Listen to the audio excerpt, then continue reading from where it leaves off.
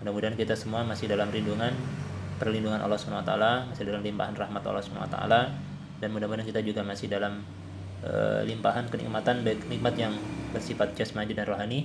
Dan mudah-mudahan semua kenikmatan yang telah kita terima itu bisa kita pergunakan dalam rangka ketaatan kepada Allah Subhanahu wa taala.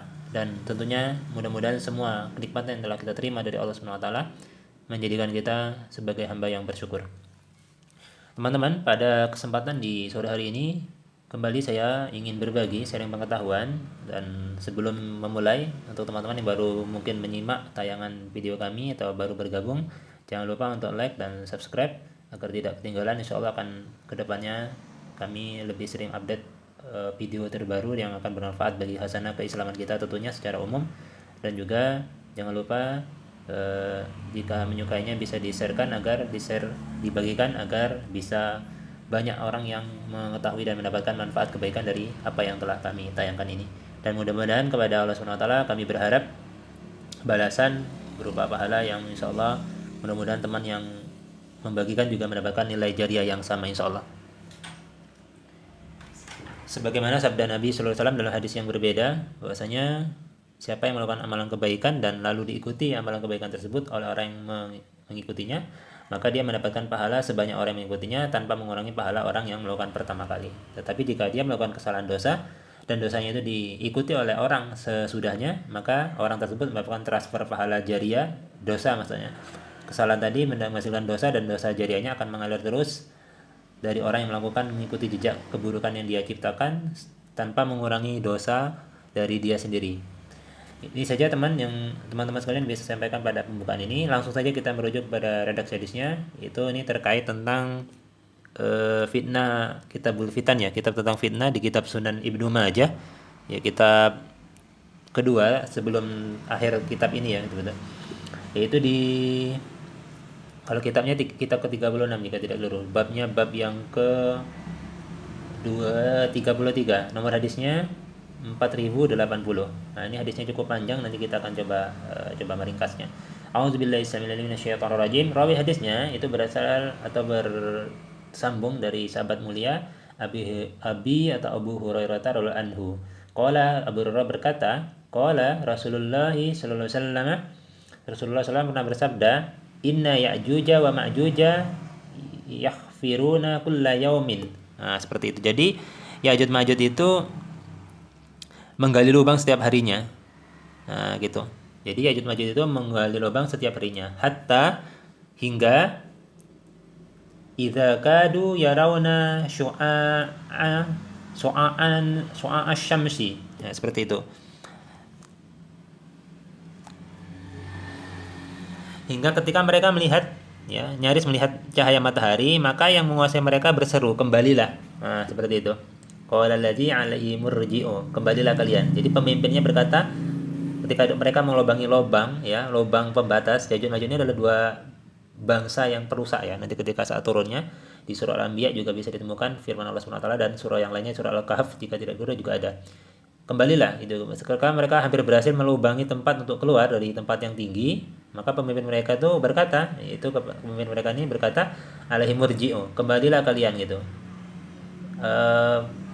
Fasanahfiruhu godan fayu'idullahu asyadda ma kana hatta iza balagat muddatuhum wa aradallahu ayab'asahum 'alan nasi jafaru hatta idza kanu yarawna su'a asy-syamsi. Jadi seterusnya seperti itu berulang. Jadi setelah hari pertama dikatakan kembalilah, kita akan mengulanginya besok. Maka Allah mengalihkan lebih dari yang sebelumnya. Maka bangunan yang dibolongi oleh Ya'juj Ma'juj tadi kembali lebih tinggi dari bangunan yang sebelumnya mereka buat, seperti itu. Dan ketika mereka merasa telah sampai dan Allah hendak mengirim mereka kepada manusia, maka mereka kembali menggali sampai ketika mereka nyaris melihat cahaya matahari. Ini ya, sampai di sini tadi. Maka pemimpinnya berkata kembali, qala allazi 'alaihi murji'u, kembalilah kalian. Jadi kita akan melakukannya besok jika Allah menghendaki ini, insyaallah, seperti itu. Pemimpinnya berkata, berulang seperti perkataan yang di hari pertama, seperti itu. Selanjutnya, Maka mereka menunggu lalu mereka kembali lagi ke tempat penggalian yang bentuknya masih seperti semula di saat mereka meninggalkannya. Maka mereka terus menggalinya dan akhirnya mereka dapat keluar kepada manusia. Lantas mereka menghirup air dan manusia pun berlindung dari mereka di benteng-benteng. Lalu mereka melemparkan anak panah ke langit. Ya'juj Ma'juj tadi ya. Dua makhluk yang perusak di muka bumi. Maka anak panah itu kembali dengan berlumuran darah. Maka mereka berkata, kami telah menundukkan penduduk bumi dan kami juga telah menguasai penduduk langit. Ini sombongnya Ya'juj Ma'juj ya, berkata demikian. Kami telah menguasai penduduk bumi dan juga telah menguasai penduduk langit. Di sini ya kalimatnya. Fayaquluna qaharna ahlal ardi wa alawna ahlas sama. Nah, ini sombong banget bisa menundukkan penduduk langit. Padahal nanti kalau ini Allah kirim binatang sejenis ulat untuk makan mereka tuh, habis mereka jadi bangka ya. Dikirim hujan lalu bangkanya dibuang ke laut oleh Allah Subhanahu wa taala dalam hadis yang berbeda. Selanjutnya, mereka dengan perkataan sombong tadi ya, mengatakan kami telah menundukkan penduduk langit dan juga telah menundukkan penduduk bumi. Maksudnya telah berkuasa penuh. Selanjutnya maka mereka berkata, demikian itu karena kesombongannya ya. Setelah itu Allah mengutus sekelompok ulat di kepala mereka. Nah, di sini ya. Fa basullahu naghafan fi aqfaihim fayaqtuluhum biha. Fayaqtuluhum biha. Jadi itu membunuh mereka gitu. Jadi Allah mengirim ulat, kelompok ulat, jenis ulat raksasa ya. Ulat yang besar kalau dalam hadis yang berbeda disebutkan di kepala mereka. Lalu Allah membunuh mereka dengan binatang tersebut. Tadi ini ya. Jadi ada kesan suasana yang cukup menegangkan akhir zaman munculnya makhluk ini yang merusak, membunuh, meminum air tuh bisa kering semua air lautan ketika mereka minum nanti dengan izin Allah Subhanahu wa taala ya. Jadi apa yang dilewati itu bisa mati tanaman-tanaman kemudian mereka makan semuanya saking rakusnya. Jadi ada juga dijelaskan oleh ulama tafsirnya. Tafsir tentang Ya'juj Ma'jujnya adalah selain dua bangsa yang melakukan kerusakan, matanya sipit. Ketika berbicara itu ciri-cirinya susah untuk dimengerti kalimat bahasanya dan agak sedikit kurang cerdas. Ketika ada orang yang menyampaikan sesuatu, dia sulit menangkap pembicaraan orang. Itu ada penjelasan di surah Al-Kahfi ya. Surah Al-Kahfi itu tentang Raja Zulkarnain yang membangun tembok itu, pembatas antara Ya'juj Ma'juj dan antara makhluk di bumi seperti itu.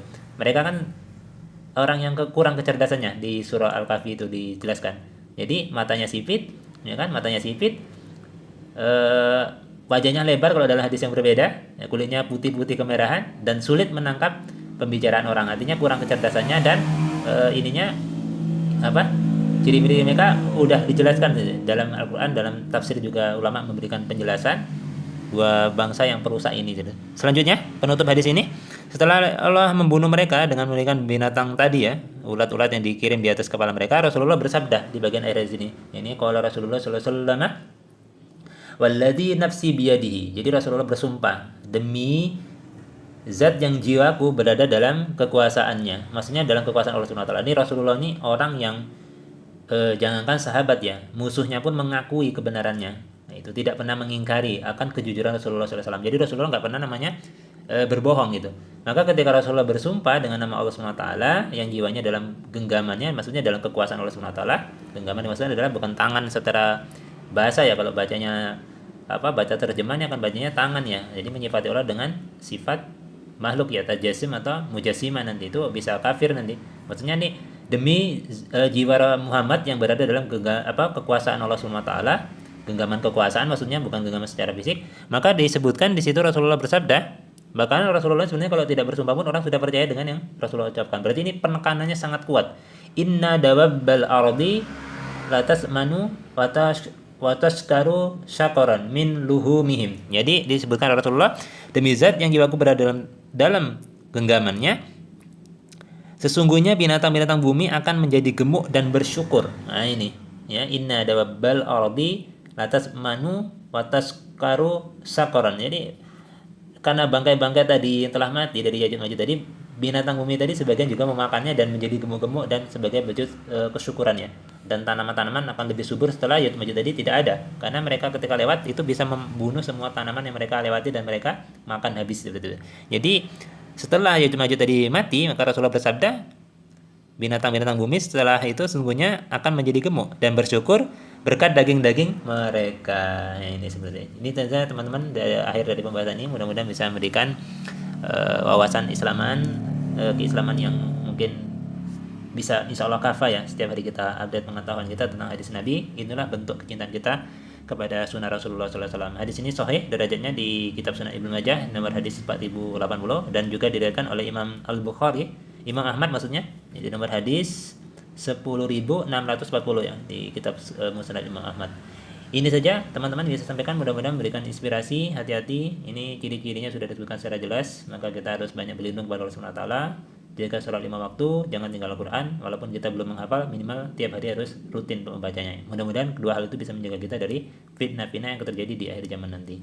Wallahu a'lam bishawab. Afu minkum. Assalamualaikum warahmatullahi taala wabarakatuh.